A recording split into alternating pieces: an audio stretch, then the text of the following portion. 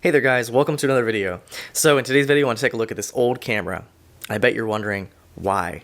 Well, this camera actually has a little bit of nostalgia for me because I actually owned a camera very similar to this one as my first digital camera.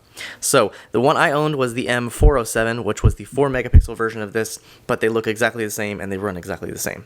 So, and if you didn't know, HP actually made cameras back in the day. So that's another fun fact if you didn't know.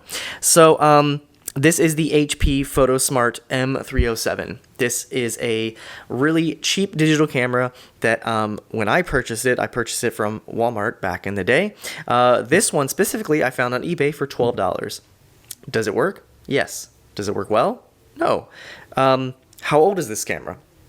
It came out in August of 2004, so it may be older than some of my viewers, which is kind of crazy to think about. But this camera cost $165 about when it came out. It has a 3.2 megapixel camera. It did take videos, and it does have 3 times optical zoom, and then the rest is digital, so it has 15 times zoom total. So I'll just show you around the camera real quick, and then show you the menu and everything, and then I will show you some pictures and clips from the camera if I can. The camera is very glitchy, so it does give me some issues. But anyway, just to give you a look at the front here, so we have that lovely old HP logo. We have a microphone right here. We have a light here, so if you do the self timer, it will blink to let you know. We do have that large flash right here. That is our viewfinder right here. We do have our big camera right there. M307 branding here. On the side here, we have a, this is a thick boy, of course, so modern cameras are not this thick if you get a point and shoot. This was just a point and shoot back in the day, so nothing fancy. We do have a DC in as well as our USB. This is not micro USB, it's mini USB. And then we have a 3.3 volt port right there. On the opposite side, we have our lanyard port right here. So we did have a lanyard, so you can carry this around with you if you wanted to. And then we also have our battery door and SD card door and some little dots to help you open it up. So this takes AA batteries, which it killed. So that was one thing that I hated about this camera, was the fact that it used AA batteries, and it literally chewed through them like they were candy. The SD card, I don't know the actual size it allows, but I did try to use a 8 gig card in here and it said unsupported. So I'm gonna guess it will not take anything above maybe 1 gig just because of how old it is. On the top here, we have our shutter button as well as a video button. So you could actually take videos on this, very, very short ones. On the bottom here, we have a screw hole, so you could actually put this on a tripod if you wanted to. And then we have a little docking port right here, so you could buy a dock accessory and dock it on your computer if you wanted to. Kind of cool there. Have some regulatory information right there. On the back, that's where all the magic happens here. So again, we got that viewfinder right there, little lights to tell you that the video camera's on or the autofocus is being used. And then we have kind of these interesting plastic keys, and they are kind of see-through, bubbly looking keys. Not sure if you can tell right there, but I always felt those were kind of interesting, and they have not worn, but a lot of the other buttons have worn. So what do we have here? We have a 1.8 inch LCD screen, actually pretty crisp and clear for the time. 2004. Have a couple buttons here. So we have our flash button, we have a mode button, we have a self timer, and then we have a print and email button. Kind of interesting. Then we have our camera and our playback button, as well as our slider switch to turn the camera on and off with the little LED right there letting you know it's on.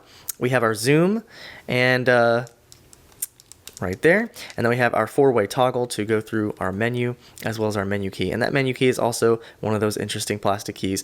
And then we have a little activity light to let you know when something is happening. So how does it look when it turns on? Well, there is our optical zoom right there. And then as you can see, this happens quite often where the LCD screen will kind of mess up here, and you'll have to reboot You'll literally have to reboot the entire camera or restart it or turn it on and off because it just doesn't want to work. Okay, here I am back here. So it took a couple tries to get it to actually work here. So if you, when you turn it on, it may turn on without the LCD. They really want you to use that viewfinder because the longer you use the LCD, the more batteries get chewed up. But I did want to show you the menu here. So you do have, again, that flash menu right here. So we can go through red eye, flash on, flash off, night, and auto flash. And then we have our modes here. So we have macro, we have fast shot, we have action, portrait, landscape, beach and snow, and then auto mode. And then we do have a timer right here. So we have a self timer. We have a self timer that will take 2 shots, a burst timer, and then normal.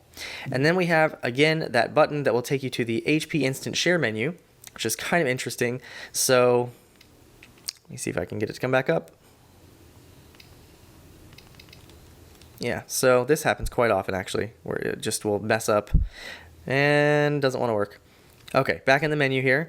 So when you go in there, you'll see we have an option to print 1 copy, print 2 copies, HP Instant Share menu, setup, and then exit. And that's just a crappy picture I took here. So if you wanted to delete it, you just hit the menu button, and we have playback menu, delete, and you can delete this image right there, and we get that nice little animation. And if we go back here, we can check out the rest of the menu here. So we have our capture menu, we have EV compensation, we can change our image quality. So you have 3 megapixel best, 3 megapixel VGA, and 1 megapixel. We have our white balance where you can go in and change it. And as you can see, it does actually show in the viewfinder while you're changing it. We do have ISO speed, so you have 100, 200, 400, and auto. And then you can actually change the color in here, which was kind of interesting. So you have full color, black and white, sepia. So kind of cool there. And sorry for going in and out there. That is an issue with this thing, so I'll try to be brief with this. We have that playback menu again, HP Instant Share menu, and then we have our setup here where we have display brightness, so you can change the brightness on here. And come on, come back. There we go. We have camera sound, so you can turn the clicks on or off. We have live view setup. We have date and time where you can set that. And when you do put new batteries in it, it'll ask you to reset the time and all that stuff. So that doesn't unfortunately save. We have a USB, so the option to have it as a disk drive or camera when you plug it in, whichever you want there. We have our TV configuration as NTSC or PAL, and then we have our language, so on and so forth. You could also move images that are on the camera itself to the card if you do so desire. In addition to that, we do have a little help menu here, and they give you a bunch of tips, accessories. So you have these optional accessories. So you have that dock that I just mentioned, different batteries you can use for it, all that kind of stuff there. So pretty cool, bunch of different help things, and this thing is just glitchy as all get out. So now, if you go to take a picture, you have that shutter right there, and then if you're holding it down halfway, you would hear the autofocus. You can hear it, you see the little light right there, and then if we want to take a picture, you just focus and then take the picture. And there you go. Not the best looking picture, but again, I'll show you some of those pictures also, and I'll try my best to take a video there. And I'll also show you a zoom and non-zoom picture, just to give you an idea.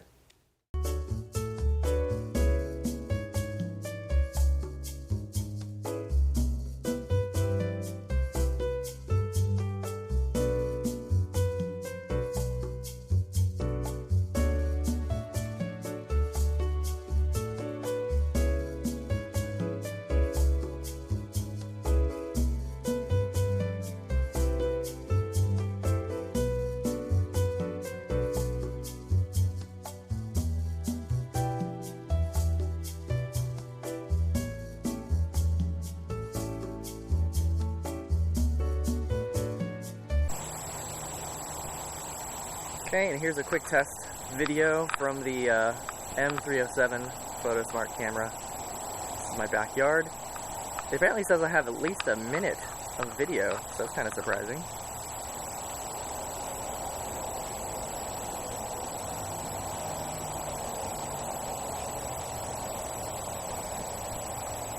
Alrighty, so there you have it. So just a quick video on my first digital camera, and just a lot of nostalgia with this thing. I did use it for a short time, but the batteries were really annoying because, again, it chewed through AA batteries like crazy. But anyway, so this is the M307 HP Photosmart camera from 2004.